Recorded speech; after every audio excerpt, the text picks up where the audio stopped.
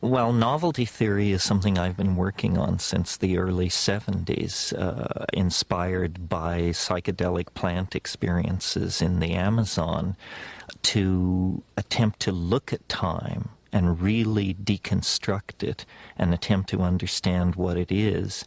And this has been a wild intellectual ride, leading to some pretty easily stated conclusions. One is that novelty, which is my term for complexity or advanced organization, novelty increases as we approach the present moment. The universe you and I are living in is a far more novel and complicated place than the early universe was. Well, some people would say, well, that's just a consequence of the unfolding of developmental processes.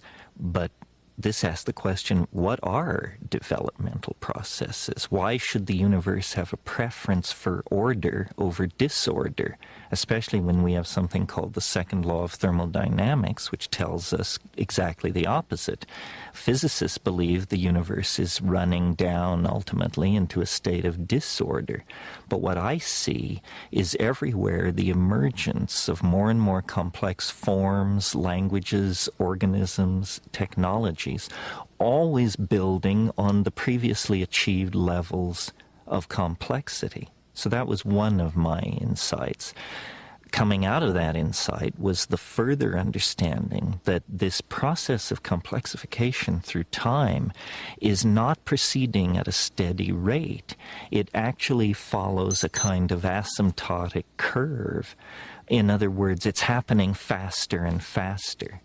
And this was a revelation to me because it allowed me philosophically to contextualize the human world and to understand that human technologies, languages, migrations, art movements, ideologies are not something different from nature.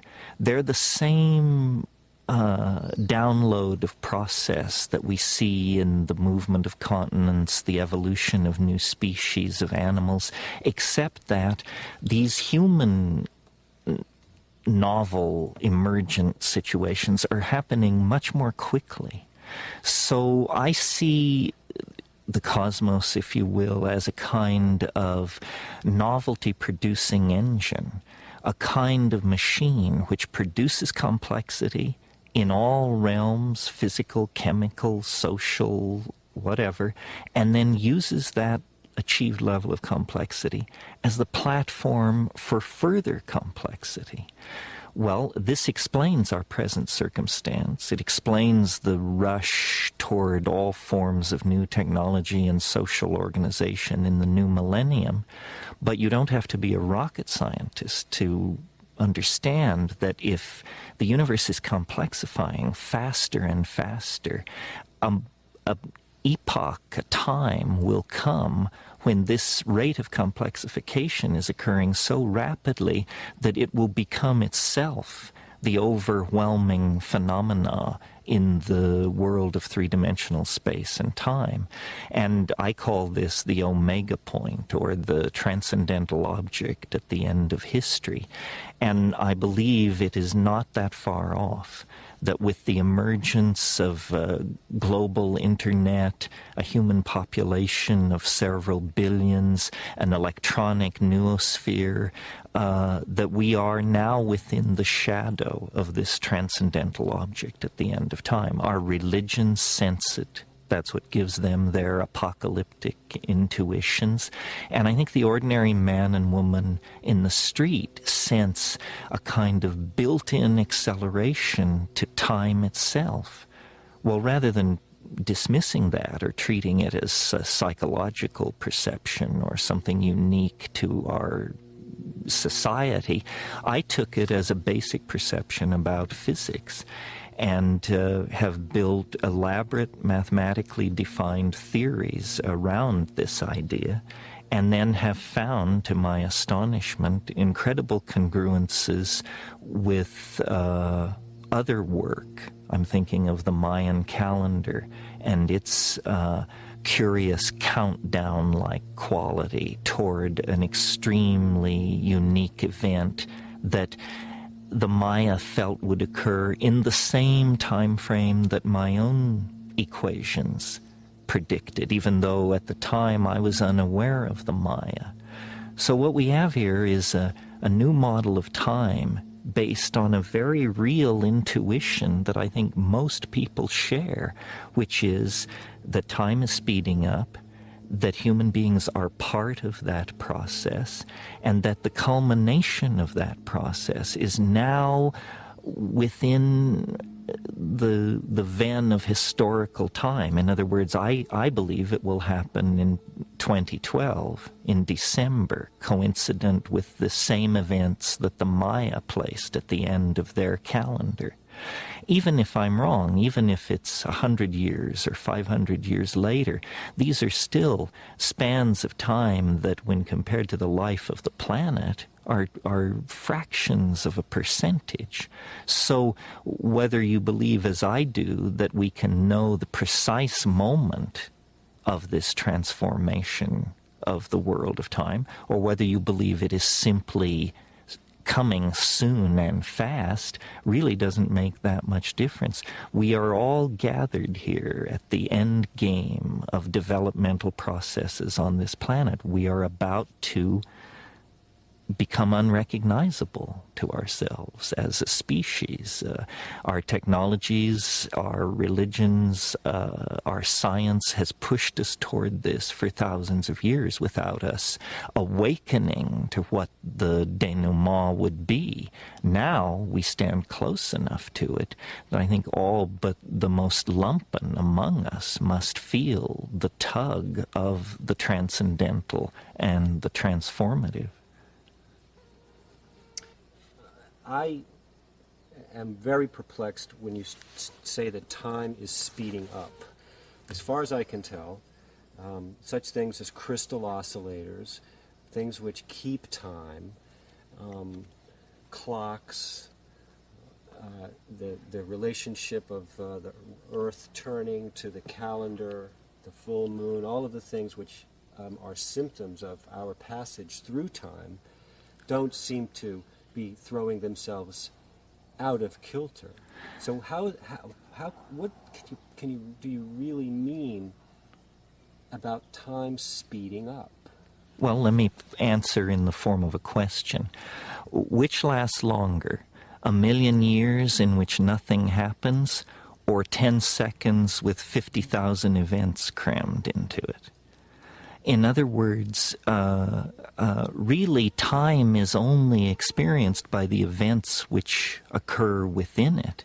And I maintain that the early universe had very little going on, and consequently time moved very, very slowly. The character of time as we approach the present is that there are more and more physical domains and energetic domains in which change can occur. For example, the early universe was a pure plasma, a pure swarm of unassociated electrons.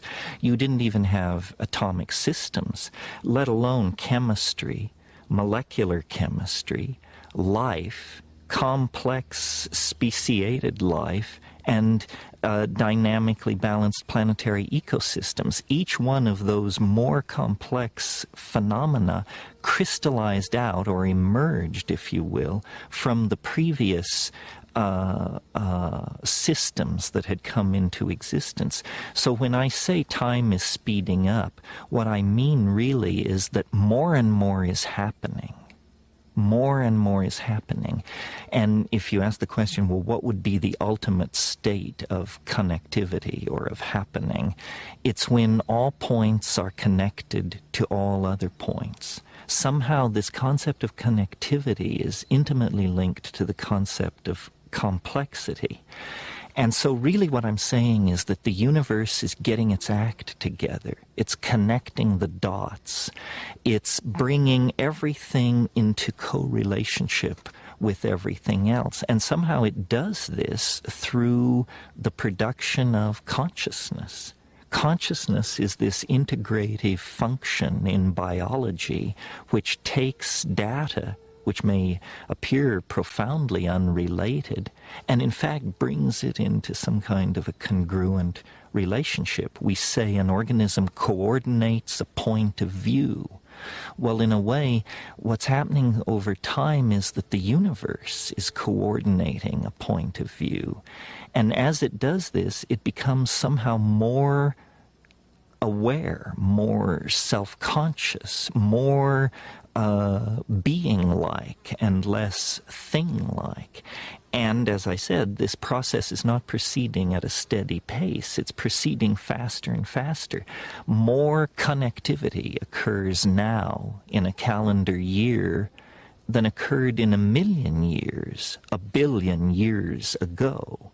So somehow, as we approach the present, we find ourselves in an ever denser realm of activity, interrelationship, connectivity, and the result of this is more of the same, producing a shrinking globe, ever more immersive technologies, dissolution of political, social, gender, and class boundaries of all sorts. So that's what I mean when I say the universe is speeding up.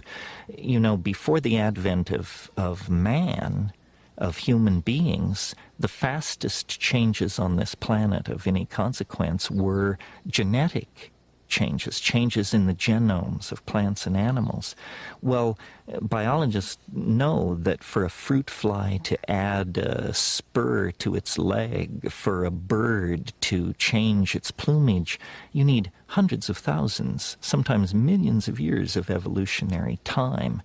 With the advent of human beings using spoken language, a new kind of possibility was born. It's called epigenetic change. In other words, change which is not about genes, but which is about languages, customs, behaviors of human beings.